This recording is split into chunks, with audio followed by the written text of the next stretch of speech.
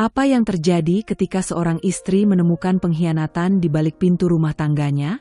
Ketika suami yang tampak sempurna ternyata menyimpan rahasia besar yang bisa menghancurkan hidupnya? Aku tidak hanya kehilangan kepercayaan, aku juga kehilangan sebagian dari diriku. Tetapi aku tidak menyerah begitu saja. Aku membuat keputusan yang akan mengubah hidupku selamanya. Dari video pengkhianatan yang tersebar luas, hingga permohonan cerai yang kutolak mentah-mentah, aku memilih untuk melawan dengan cara yang paling mengejutkan. Akankah aku memberi suami yang telah menghancurkan hidupku kesempatan kedua? Ataukah aku akan membiarkan dia merasakan hasil dari setiap pengkhianatan yang dia lakukan? Jika kamu penasaran bagaimana aku menghadapi semuanya, ini adalah ceritaku yang tak bisa kamu lewatkan. Jangan lupa untuk like, subscribe, dan nyalakan lonceng notifikasinya, supaya kamu nggak ketinggalan cerita-cerita menarik lainnya. Aku adalah seorang perempuan yang terbiasa mengandalkan diri sendiri. Sejak muda, aku telah belajar bagaimana menapaki hidup dengan kerja keras, tanpa mengeluh dan tanpa berharap banyak dari orang lain. Kesederhanaan dalam sikap dan ketenangan dalam tutur kata sudah menjadi bagian dari diriku. Di antara rekan-rekan kantor, aku dikenal sebagai pribadi yang kalem, tak banyak bicara, namun selalu menyelesaikan pekerjaan dengan rapi dan tuntas. Bukan tipe yang suka menonjol, tetapi keberadaanku cukup diperhitungkan dalam setiap proyek karena ketekunan dan tanggung jawab yang kutunjukkan. Setiap pagi, aku selalu bangun lebih awal, menyiapkan keperluan rumah tangga, merapikan seragam kerja, dan menyiapkan sarapan untukku dan suamiku, Raka. Meski kami tinggal di sebuah apartemen modern di tengah kota, aku tak pernah membiarkan kesibukan menjadi alasan untuk melupakan rutinitas kecil yang menurutku justru menciptakan kedekatan. Bau kopi panas, roti panggang, dan suara halus dari radio pagi menemani waktu kami sebelum berangkat kerja. Suasana rumah kami sederhana, rapi, dan hangat, cerminan kehidupan yang kutata dengan penuh cinta dan kehati-hatian. Aku dan Raka bekerja di perusahaan yang sama, sebuah perusahaan multinasional yang bergerak di bidang teknologi dan komunikasi. Meski satu kantor, kami jarang terlihat bersama, karena kami berada di divisi yang berbeda. Aku di bagian keuangan, sedangkan Raka menjabat sebagai salah satu manajer di divisi strategi dan pengembangan. Namun di lingkungan kantor, nama Raka cukup dikenal. Wibawanya kuat, pembawaannya tenang, dan tutur katanya selalu terdengar meyakinkan. Ia memiliki karisma yang membuat orang-orang dengan mudah mempercayainya. Di mata banyak orang, Raka adalah sosok suami ideal. Ia tak pernah absen menjemputku sepulang kerja, bahkan ketika lembur sekalipun.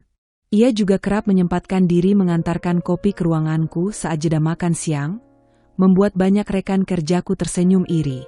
Aku tahu, di balik sikapnya yang tenang, ia adalah pria yang sangat menghargai pasangannya.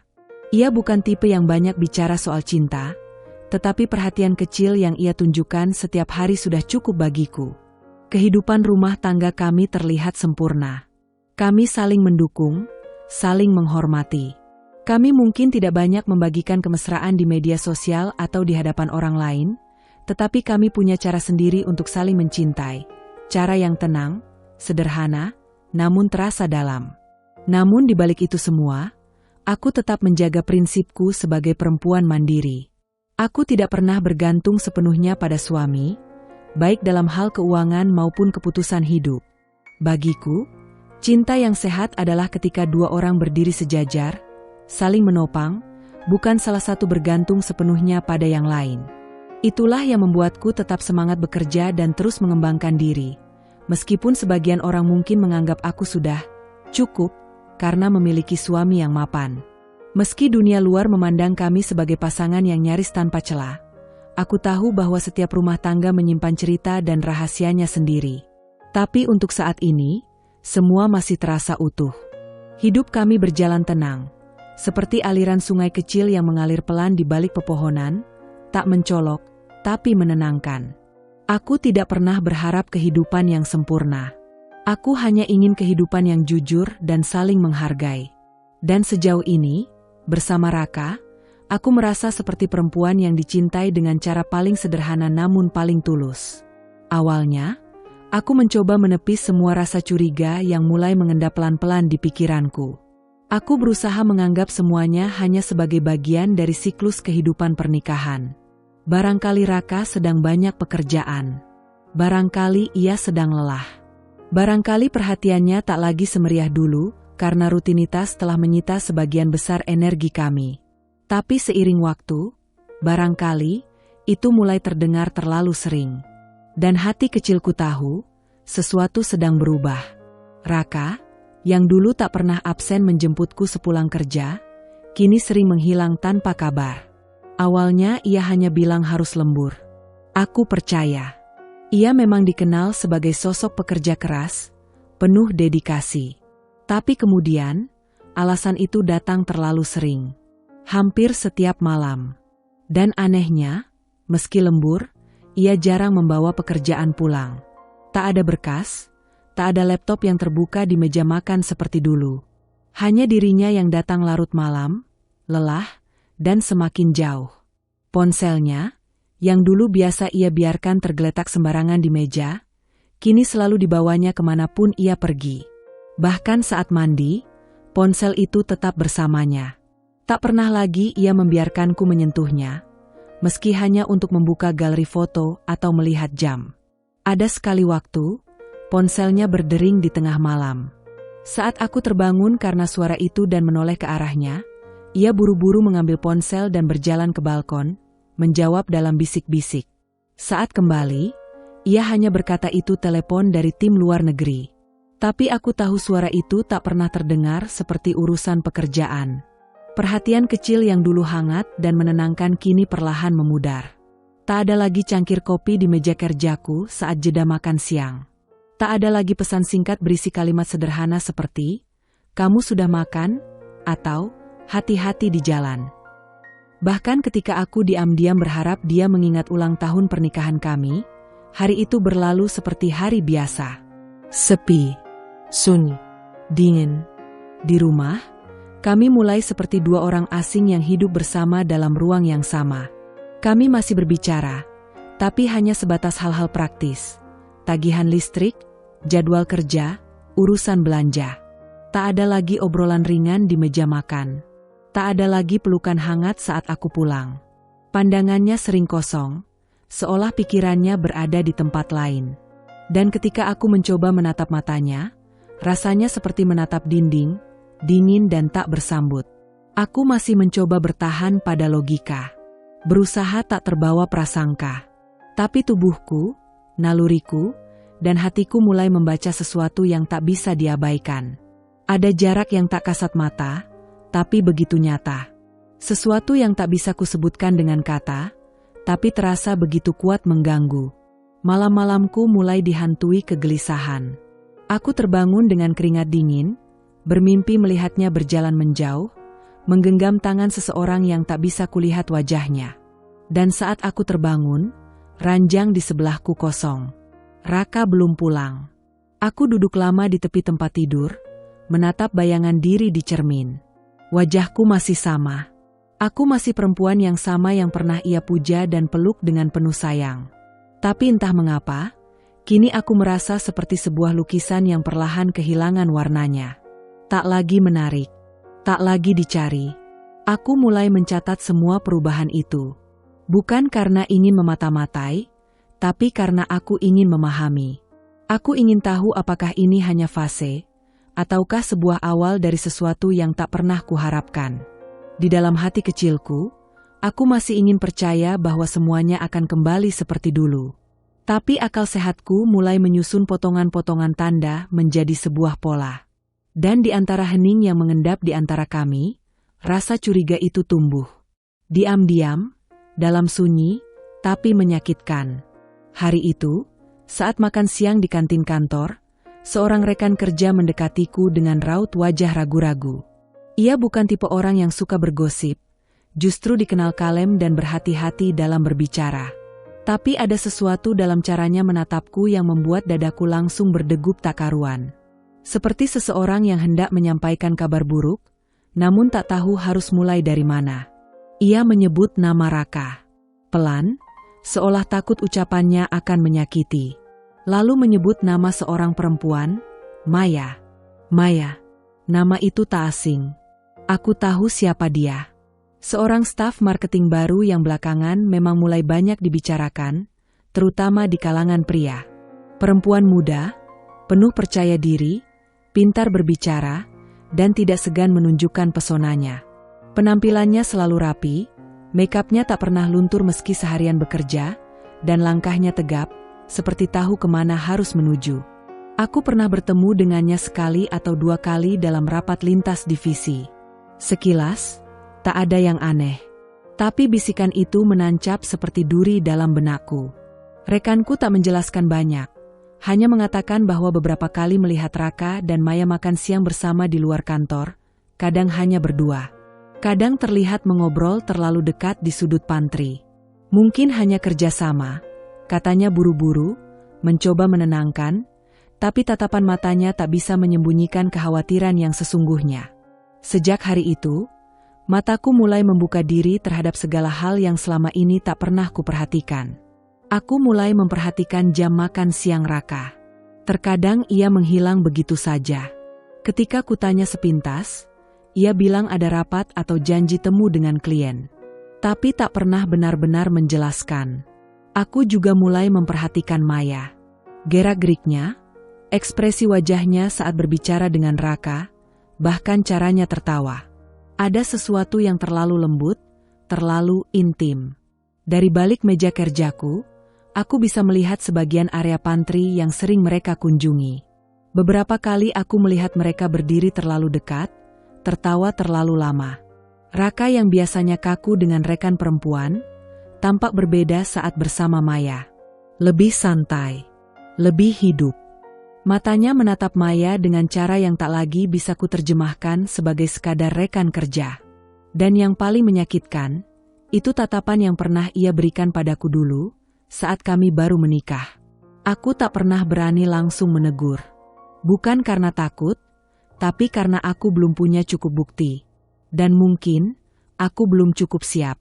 Hati kecilku masih menggantungkan harapan bahwa semua ini hanya salah paham. Bahwa mungkin, Maya hanya terlalu akrab, dan Raka terlalu baik hati. Tapi setiap kali pikiran itu muncul, selalu ada bayangan lain yang mengusiknya. Senyum Maya, tatapan Raka, dan jarak di antara mereka yang semakin hari terasa semakin kecil. Setiap sore sepulang kerja, aku merasa tubuhku lelah bukan karena pekerjaan, tapi karena rasa curiga yang menggerogoti pikiranku. Aku mulai merasa seperti pengamat dalam hidupku sendiri. Diam-diam mencatat, memperhatikan, mengumpulkan serpihan-serpihan kecurigaan yang lambat laun membentuk gambaran yang tidak ingin kulihat. Di rumah, aku tetap memasak, tetap menata meja makan, tetap menunggu. Tapi kini semua kulakukan dengan hati yang penuh tanya. Raka, yang dulu selalu memulai obrolan, kini lebih banyak diam. Dan aku, yang dulu selalu mempercayainya tanpa syarat, kini mulai merasa asing bahkan terhadap suaranya sendiri. Kami hidup dalam rumah yang sama, tapi seolah berada di dua dunia berbeda. Ia tenggelam dalam dunianya yang semakin tertutup, sementara aku mencoba membaca isyarat di balik setiap langkah, setiap gerak, setiap perubahan kecil yang dulu mungkin tak berarti, tapi kini terasa mencurigakan. Ada malam-malam ketika aku duduk sendirian di ruang tamu, menatap pintu yang belum juga terbuka hingga larut. Pikiranku dipenuhi bayangan Maya. Sedang apa mereka? Di mana mereka?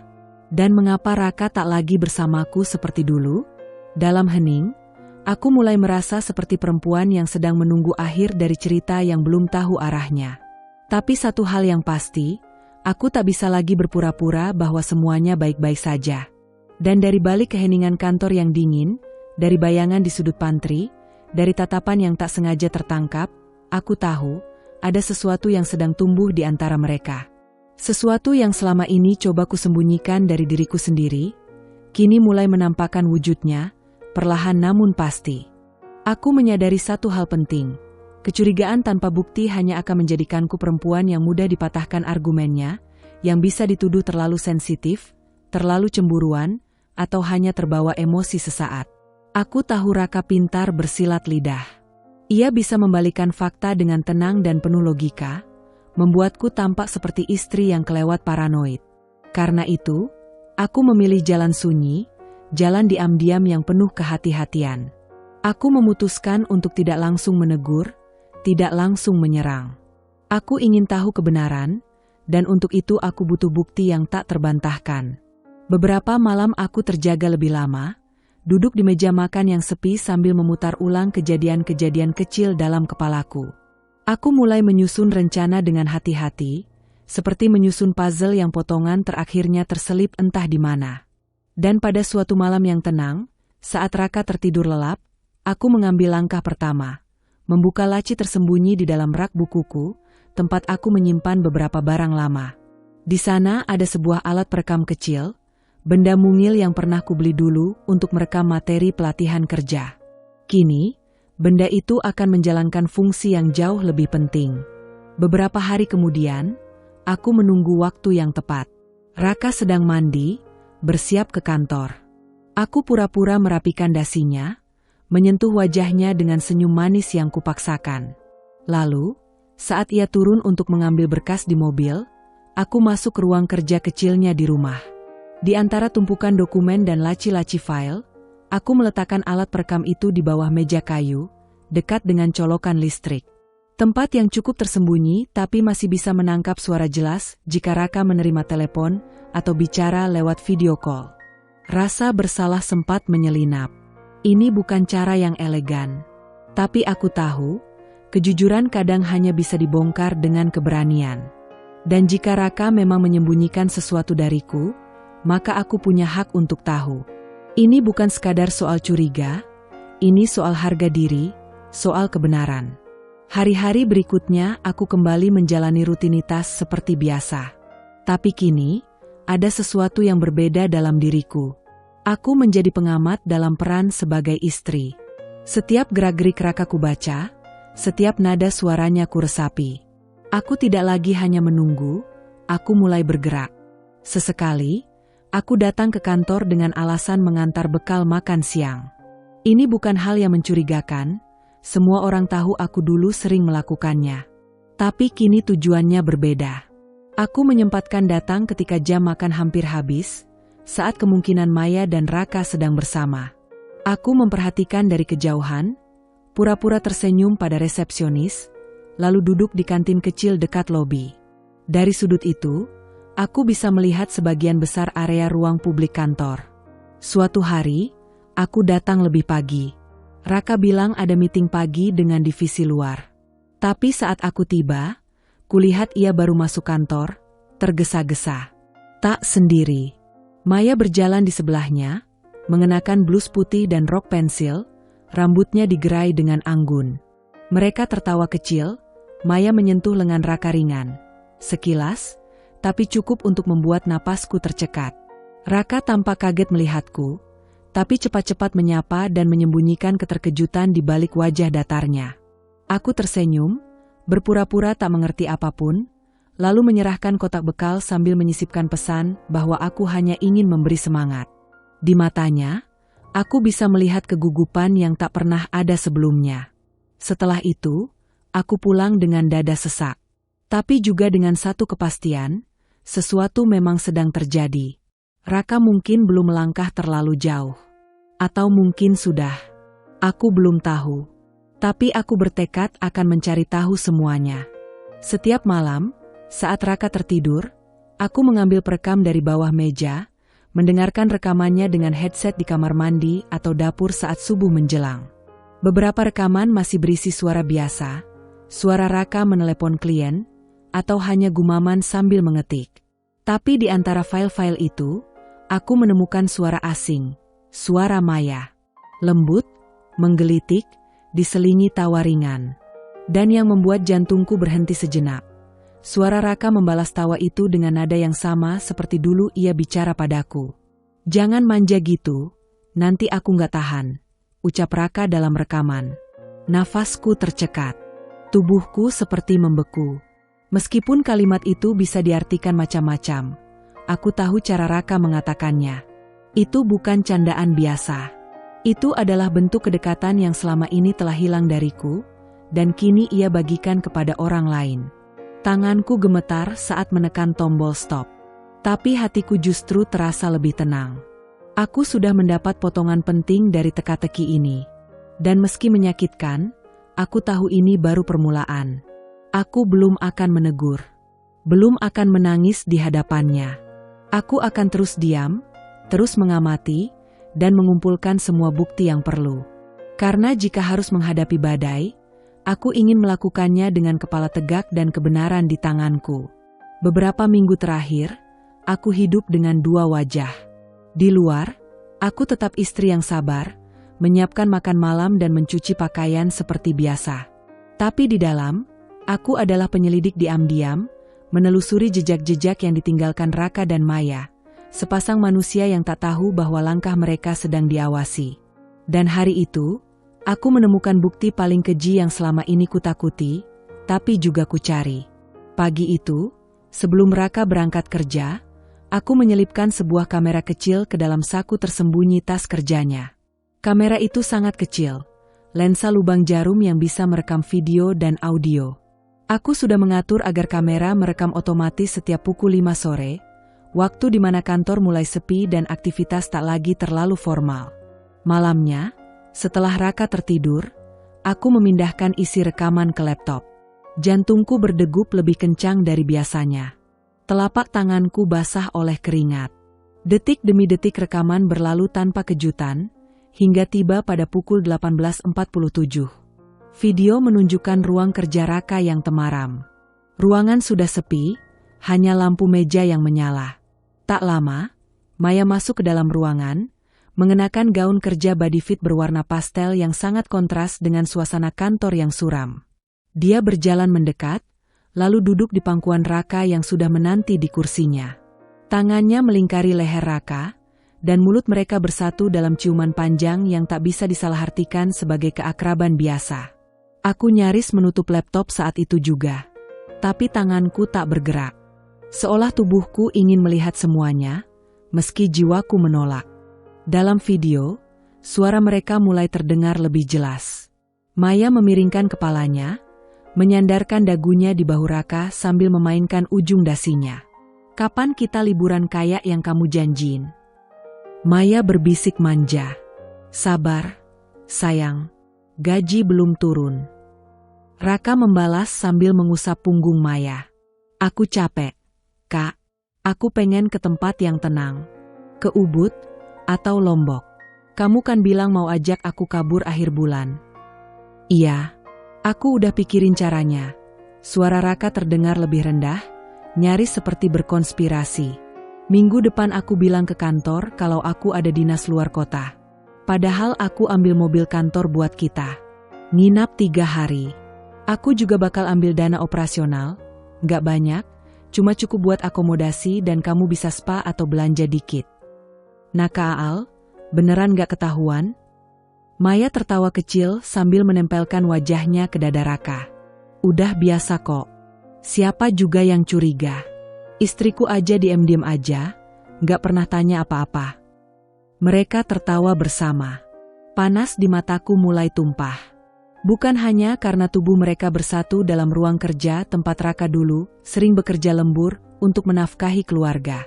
Tapi karena satu kalimat terakhir itu, aku disebut. Aku, istri yang selama ini percaya, yang menahan curiga demi menjaga rumah tangga, dianggap tak lebih dari bayangan bisu yang bisa dibohongi kapan saja. Setelah momen itu, suara dalam video makin vulgar. Pelukan berubah menjadi desahan. Tubuh mereka semakin dekat, tangan mereka menjelajah tanpa malu. Aku mematikan video. Nafasku tercekat. Rasanya seperti disayat dari dalam. Bukan hanya karena pengkhianatan fisik, tapi karena rencana busuk mereka. Raka ingin membawa kabur uang perusahaan demi liburan cabul yang dibungkus alasan dinas luar kota. Kepalaku berat. Rasanya ingin menjerit, ingin melempar semua yang ada di atas meja. Tapi tubuhku terlalu kaku. Mataku hanya menatap kosong layar laptop yang hitam setelah file tertutup. Ada rasa jijik, marah, hancur, dan ketakutan bergulung jadi satu. Raka bukan hanya berselingkuh, tapi juga berani mengambil risiko kriminal. Dia siap mempertaruhkan pekerjaannya, masa depan kami, reputasi, demi seorang perempuan yang baru beberapa bulan ia kenal. Aku duduk diam lama sekali. Malam sudah larut, suara jangkrik terdengar di luar jendela. Di dalam rumah ini, seorang suami sedang tidur tenang tanpa tahu bahwa rahasianya telah terbuka. Dan seorang istri duduk dalam kegelapan, menyusun langkah berikutnya, bukan lagi dengan harapan untuk memperbaiki, tapi dengan tekad untuk membuka semuanya. Aku tidak akan menghadapinya malam ini. Belum. Tapi rekaman ini akan kusimpan baik-baik. Karena kini aku tak hanya memegang bukti perselingkuhan. Aku memegang bukti kejahatan. Dan waktunya akan tiba, saat semuanya kubuka ke permukaan. Bukan hanya untukku, tapi agar tidak ada perempuan lain yang ditipu oleh wajah setia yang ternyata palsu. Setelah berminggu-minggu menahan diri, memata-matai dengan hati getir, dan mengumpulkan potongan-potongan bukti seperti potongan kaca tajam yang siap melukai siapapun, akhirnya aku mencapai batas. Rasa sakit di dada telah berubah bentuk. Ia bukan lagi luka yang membuatku lemah, tapi bara yang menyala diam-diam, menunggu waktu untuk membakar semuanya. Malam itu, di kamar kerja kecilku, aku menatap folder rekaman yang telah kulabeli rapi. Ada rekaman audio, potongan video, dan tangkapan layar dari percakapan WhatsApp Raka dengan Maya, yang kudapat saat ia lengah meninggalkan ponsel terbuka. Semuanya lengkap, kronologis, dan tak terbantahkan. Tapi aku tak ingin membuat konfrontasi tertutup. Aku tak ingin mendengar alasan, permohonan maaf, atau drama air mata yang terlambat. Aku ingin kebenaran ini meledak di hadapan semua orang, di tempat yang paling mereka jaga, kantor. Pukul 7 pagi, sebelum jam kerja dimulai, aku membuat akun WhatsApp baru. Tanpa nama, tanpa foto profil, hanya satu nomor anonim. Lalu, dengan jari dingin dan detak jantung yang menghentak seperti genderang perang, aku mengirimkan video berdurasi 2 menit itu ke grup WhatsApp kantor Raka, grup yang berisi seluruh karyawan, dari level staff hingga manajer. Tak butuh waktu lama. Pukul 7.18, notifikasi grup mulai berdenting tanpa henti. Aku memantau dari ponsel satuku yang masih terdaftar di grup sebagai anggota pasif. Nama-nama mulai muncul, satu persatu merespons dengan emoji terkejut, pertanyaan panik, dan ekspresi tak percaya. Astaga, ini beneran Raka? Itu Maya, kan? Staf marketing baru? Gila, di ruang kerja sendiri? Siapa yang kirim ini? Kok bisa terekam segini jelas? Sekejap, kantor yang biasanya tenang di pagi hari berubah jadi medan bisik-bisik panas. Aku membayangkan ruangan-ruangan yang dulu sunyi kini dipenuhi suara desas-desus. Bisikan antar meja. Kepala yang saling menoleh. Mata yang menatap layar sambil menahan tawa atau keterkejutan. Telepon kantor yang berdering tak karuan. Suasana yang biasanya formal kini bergetar oleh kabar perselingkuhan yang begitu vulgar, dilakukan oleh dua orang yang selama ini tampak profesional dan terhormat. Maya, si staf marketing baru, selama ini dikenal sebagai perempuan ambisius yang cepat akrab dengan siapapun. Tapi tidak ada yang menyangka, di balik senyumnya yang manis dan cara bicaranya yang lincah, ia menyimpan hubungan gelap dengan atasan langsungnya sendiri. Dan Raka, suamiku, lelaki yang selama ini dipuji sebagai contoh pria setia, manajer teladan, sosok suami idaman di mata kolega, kini tercoreng habis. Topengnya runtuh dalam sekali hantam. Video itu menunjukkan lebih dari sekadar kedekatan fisik. Itu adalah bukti pengkhianatan, pemanfaatan jabatan, bahkan rencana kriminal menyalahgunakan dana perusahaan untuk kesenangan pribadi. Jam menunjukkan pukul 9 saat kabar itu sampai ke meja HRD dan direksi. Rapat mendadak digelar. Maya tidak masuk. Raka datang terlambat, dan saat ia melangkah ke dalam kantor, semua pasang mata memandanginya dengan ekspresi campur aduk, antara jijik, kecewa, dan puas. Beberapa rekan yang mengenalnya dengan baik merasa terpukul, tapi sebagian lainnya merasa ini semacam pembalasan semesta. Banyak yang tahu Maya sering mencari perhatian berlebihan. Banyak pula yang mulai merasa ada yang aneh dari sikap Raka akhir-akhir ini, terutama sejak ia sering dinas luar kota. Aku membayangkan Raka di ruangannya, panik memeriksa ponsel, menyadari bahwa aibnya tersebar luas tanpa bisa ditarik kembali. Tak ada yang tahu siapa yang mengirim video itu.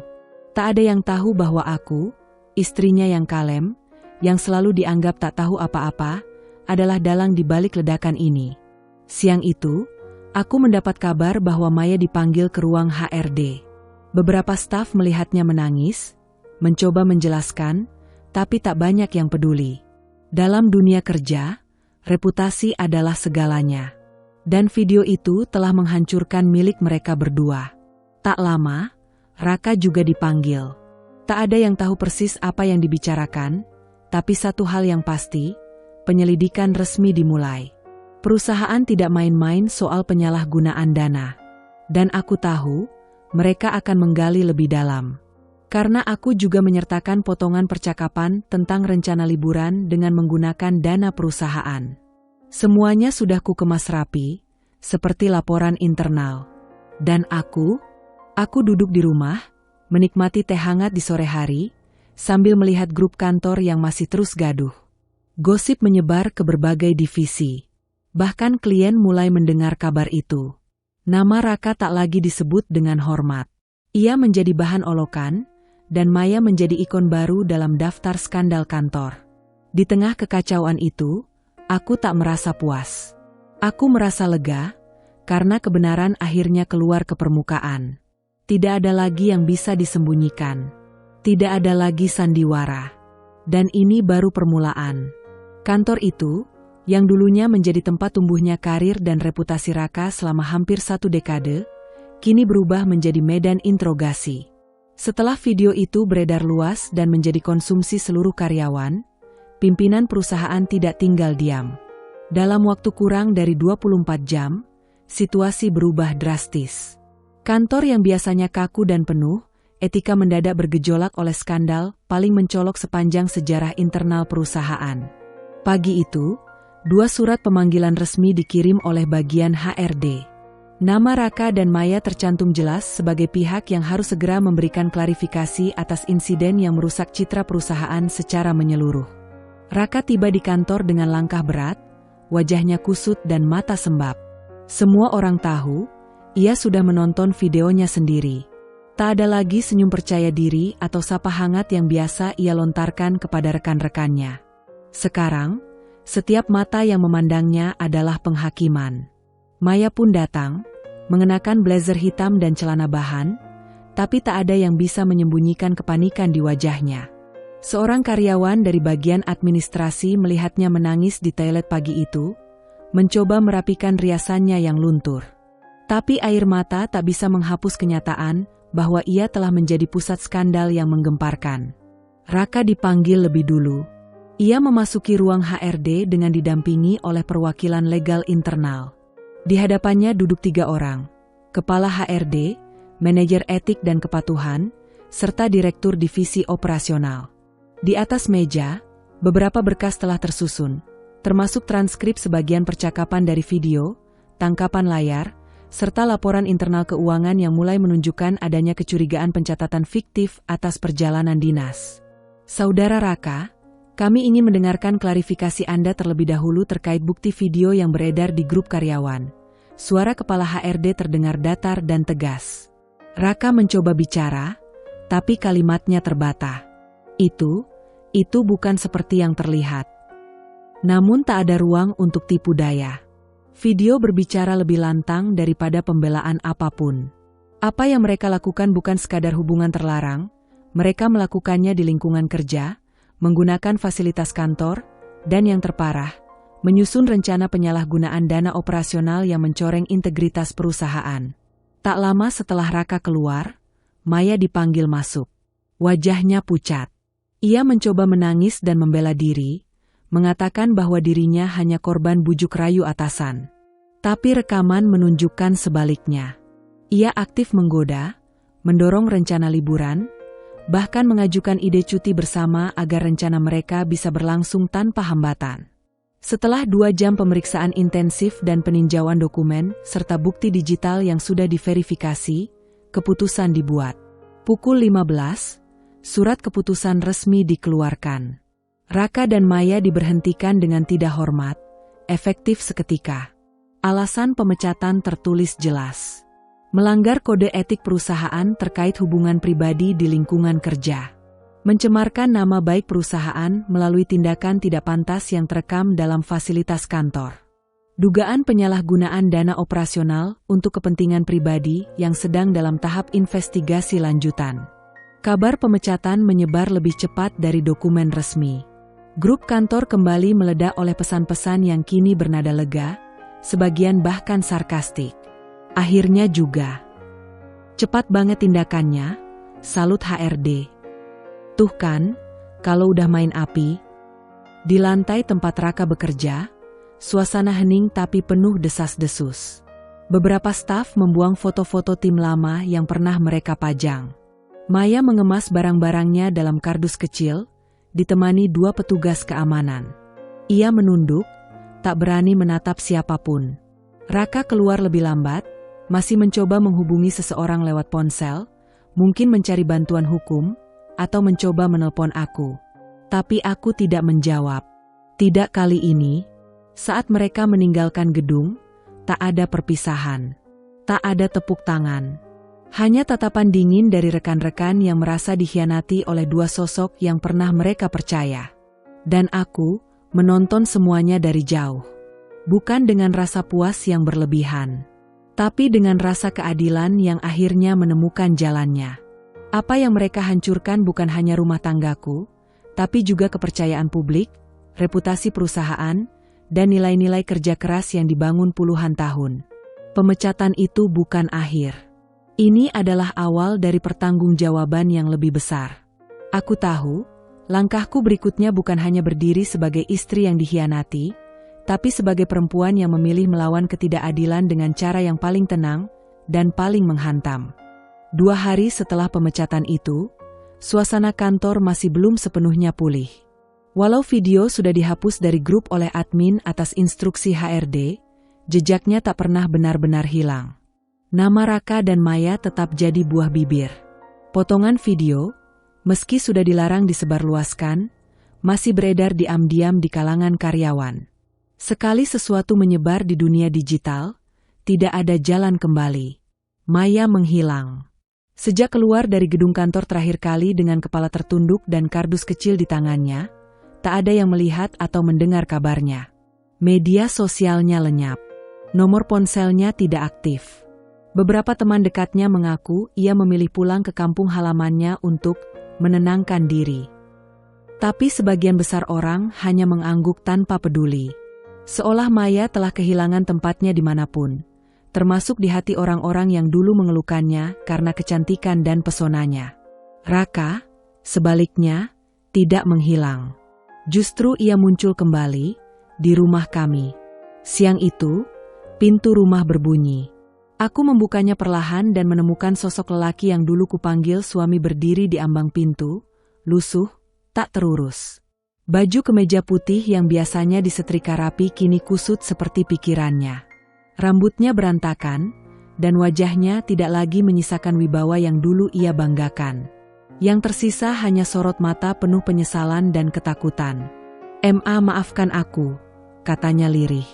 Suaranya serak, seperti sudah lama menahan tangis. Aku hilaf. Aku berdiri membatu. Menatapnya tanpa emosi, tanpa amarah, tanpa air mata. Aku sudah melalui semua itu. Sekarang yang tersisa hanya kekosongan yang sunyi tapi kuat. Ia melangkah masuk pelan-pelan tanpa aku undang, dan duduk di sofa ruang tamu yang dulu sering kami tempati bersama saat akhir pekan. Aku sudah kehilangan segalanya. Lanjutnya, jabatan, reputasi, teman-teman pun menjauh. Bahkan orang tuaku kecewa berat. Mereka tahu dari tetangga, video itu sampai juga ke grup keluarga. Ia menutup wajah dengan kedua tangan. Bahunya bergetar. Tangis yang tertahan akhirnya tumpah. Tapi bagiku, air matanya tak mengubah apapun. Ia bukan menangisi perbuatannya. Ia menangisi akibatnya. Ia bukan menyesal karena menyakitiku, tapi karena dunia akhirnya tahu siapa dia sebenarnya. Aku salah. Aku tergoda. Maya, dia cuma permainan. Setelah semua ini terjadi, dia bahkan tak menghubungiku. Meninggalkan aku begitu saja. Aku bodoh. Aku kehilangan segalanya karena satu kesalahan. Tolong beri aku kesempatan memperbaiki semuanya.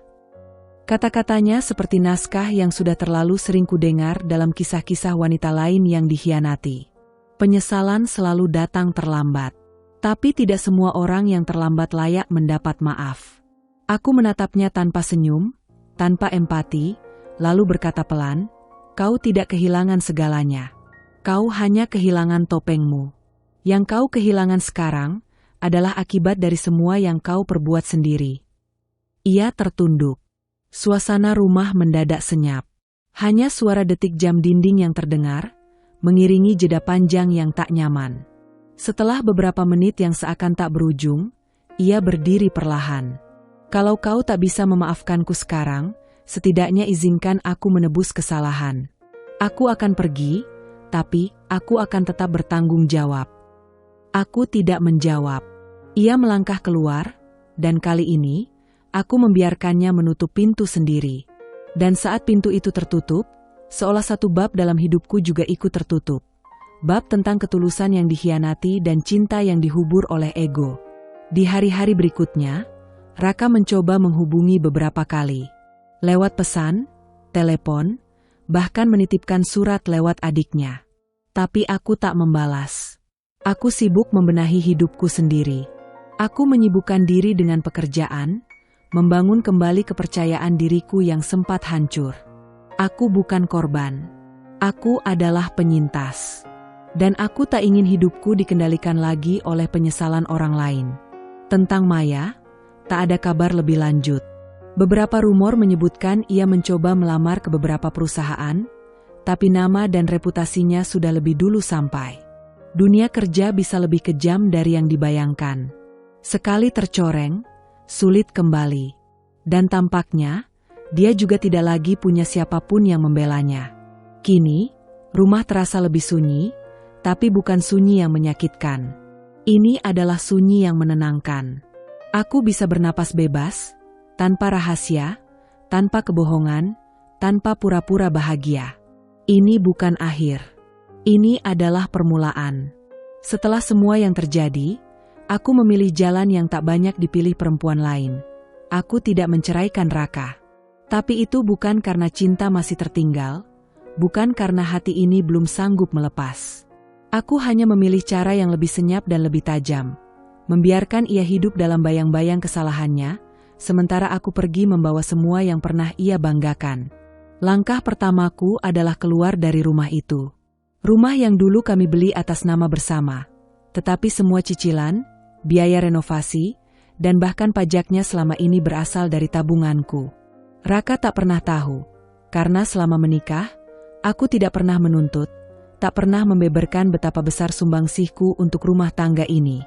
Ia pikir semua datang dari kerjasama, padahal aku yang selama ini menopang. Dalam diam, aku kumpulkan semua dokumen legal.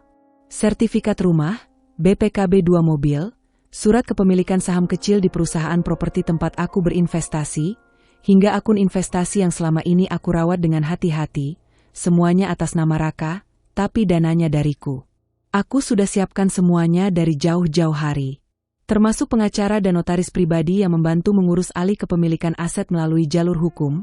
Semua dilakukan dengan dokumen lengkap dan persetujuan yang secara tak sadar pernah ia tanda tangani atas dasar beresin surat rumah atau tanda tangan perpanjangan kepemilikan aset. Raka tak pernah tahu bahwa tanda tangannya pada banyak dokumen selama ini bukan formalitas biasa. Ia lupa, atau tak sadar, bahwa perempuan yang selama ini ia remehkan diam-diam lebih cermat dari yang ia kira. Aku pindah ke sebuah rumah baru, di kawasan tenang namun strategis. Rumah yang aku bangun sesuai seleraku, bukan selera Raka atau mertuaku. Interiornya hangat dan modern, dipenuhi cahaya matahari yang masuk dari jendela besar di ruang tengah. Tidak ada lagi suara berat lelaki yang menuntut. Tidak ada lagi bau parfum asing yang tertinggal di kerah kemeja suami. Yang ada hanyalah ketenangan.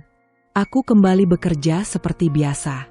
Reputasiku di kantor malah semakin baik.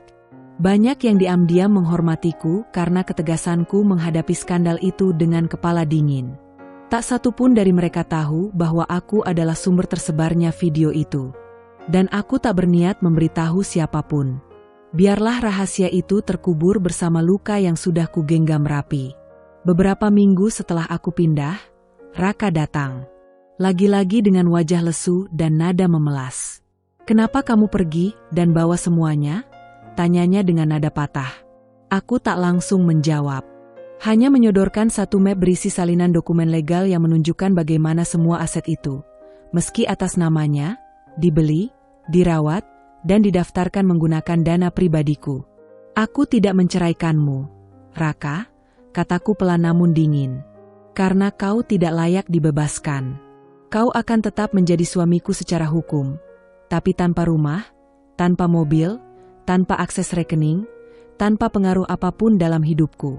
Kau bebas hidup sesukamu, tapi kau tak punya apapun dariku lagi." Ia terdiam.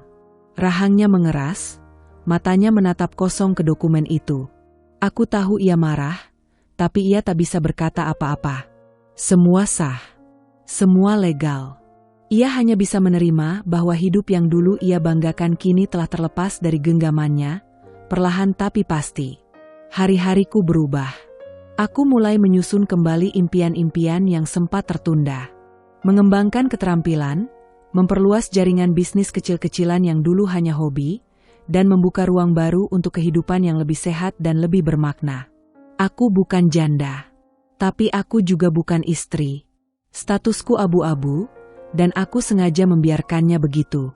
Raka masih mencariku sesekali, kadang lewat pesan singkat bernada sedih, kadang lewat perantara keluarganya yang tiba-tiba jadi sangat peduli. Tapi aku tidak menanggapi. Mereka semua diam ketika aku disakiti.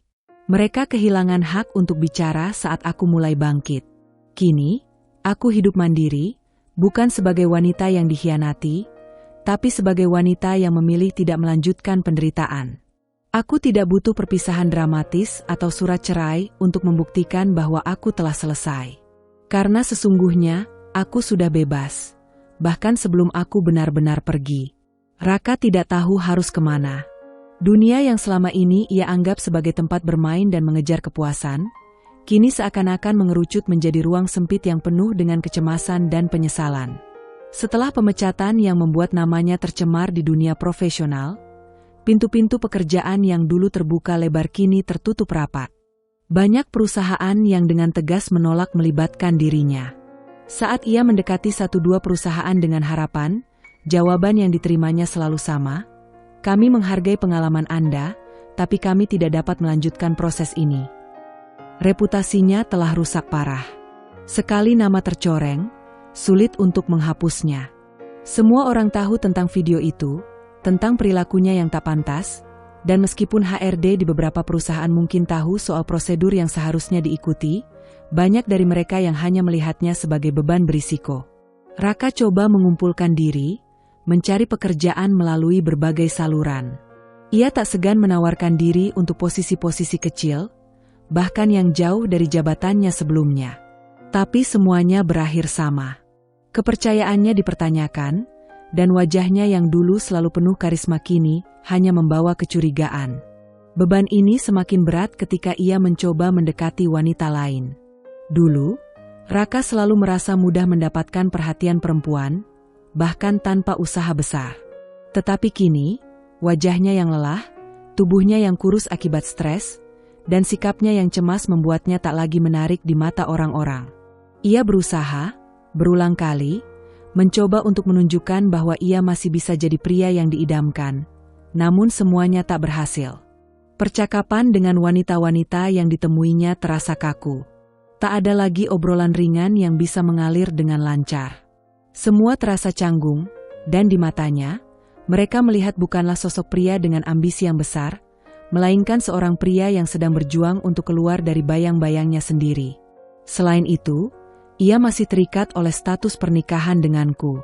Meski kami telah terpisah secara fisik, status hukum kami masih suami istri.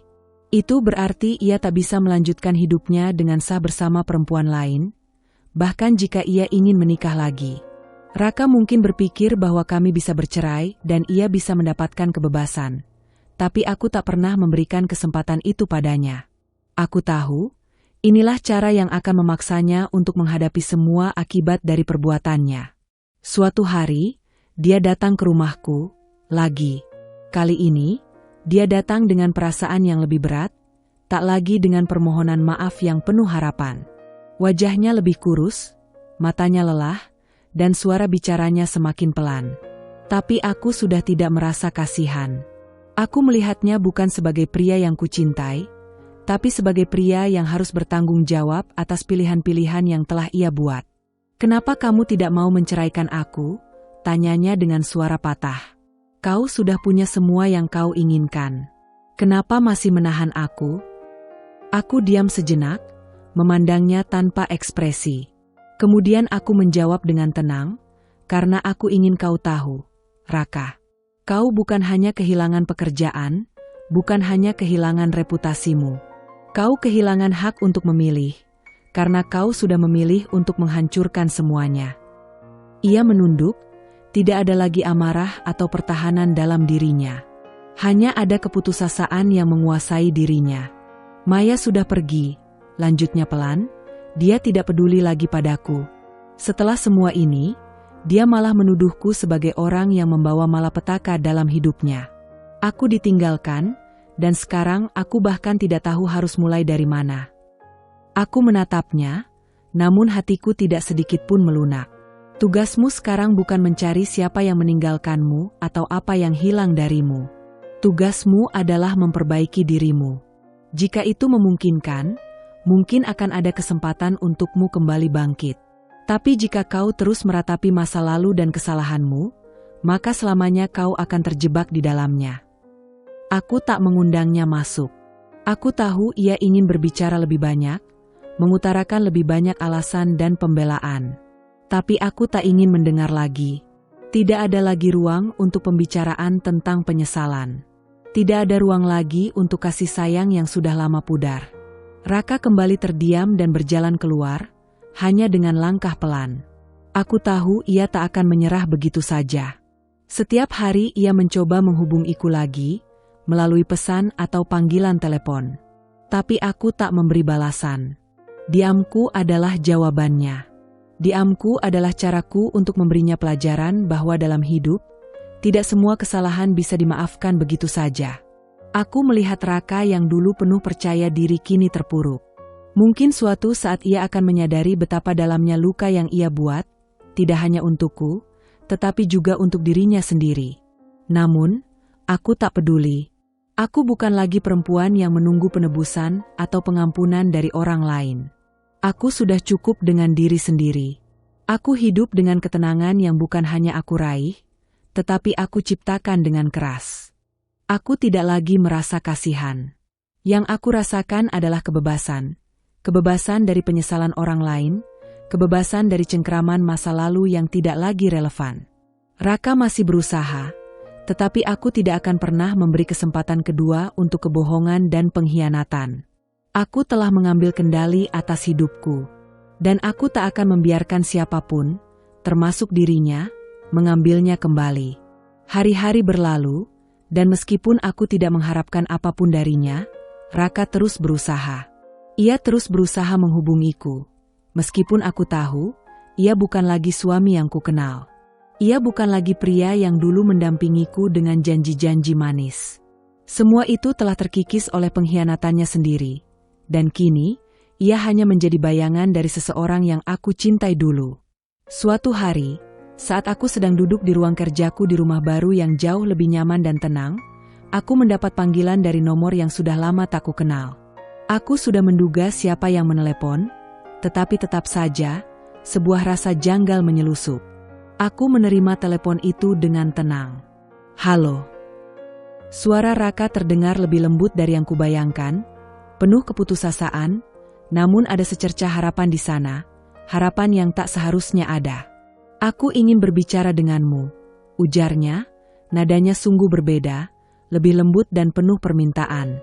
"Aku sudah merenung, sudah cukup lama. Aku tahu aku salah. Aku ingin minta cerai, agar aku bisa bebas dan memperbaiki hidupku. Aku tak bisa terus hidup seperti ini. Kau tak seharusnya dipenjara oleh status ini. Aku memintamu untuk memberikan kebebasan itu. Aku minta cerai, agar kita berdua bisa melanjutkan hidup masing-masing. Aku mendengarkan setiap kata yang keluar dari mulutnya dengan hati yang dingin. Tanpa emosi, aku menanggapinya dengan suara datar. Kau ingin cerai, Raka? Sekarang? Setelah semua yang kau lakukan padaku? Setelah apa yang kau ambil dariku? Kau masih merasa berhak meminta itu. Di ujung telepon, ada keheningan panjang. Aku tahu ia mencoba mencari kata-kata, mungkin menyesali semuanya, mungkin merasa terlambat. Tapi aku tidak akan memberi ruang untuk penyesalan yang datang terlambat. Kenapa kau menolakku? Suaranya mulai naik, sedikit panik. Aku tahu aku hilaf, tapi kau tidak bisa terus membiarkan aku terjebak seperti ini. Aku sudah kehilangan segalanya. Aku hanya ingin kebebasan. Aku menarik napas panjang, lalu menjawab dengan ketegasan yang membuat jantungku terasa tenang. Kau tak layak mendapatkan kebebasan dariku, Raka. Kau sudah mengambil segalanya dariku, kepercayaanku, cintaku, bahkan dirimu sendiri. Kini giliranmu untuk merasakan bagaimana rasanya kehilangan segala sesuatu. Aku tak ingin mendengar lebih banyak lagi. Suara Raka semakin merintih di ujung telepon, tapi aku menahan diri. Aku tahu dia berharap aku akan melunak, bahwa aku akan memberi jalan keluar untuknya. Tapi tidak ada lagi ruang untuk itu. Tidak ada ruang untuk pengampunan, tidak ada ruang untuk rasa kasihan. Jika sebelumnya aku masih berharap, sekarang semua itu sudah lenyap. Kau tak berhak untuk meminta cerai, Raka. Lanjutku, suara semakin tegas. Nikmatilah hasil dari pengkhianatanmu. Ini adalah konsekuensimu. Dan selama kau masih berstatus suamiku, aku tak akan memberi jalan keluar bagimu. Aku menutup telepon itu tanpa memberi kesempatan pada Raka untuk menjelaskan lebih lanjut. Aku merasa tidak ada kata-kata lagi yang bisa mengubah keputusan ini. Raka harus belajar untuk menghadapi kenyataan bahwa hidupnya telah berubah, dan dia tak bisa lagi mengendalikan arah jalan yang harus ia tempuh. Aku sudah mengambil kendali penuh atas hidupku, dan tidak ada yang bisa mengambilnya dariku. Raka mungkin berpikir bahwa jika ia meminta cerai, ia akan bebas, tetapi aku tidak akan memberi kebebasan itu begitu saja.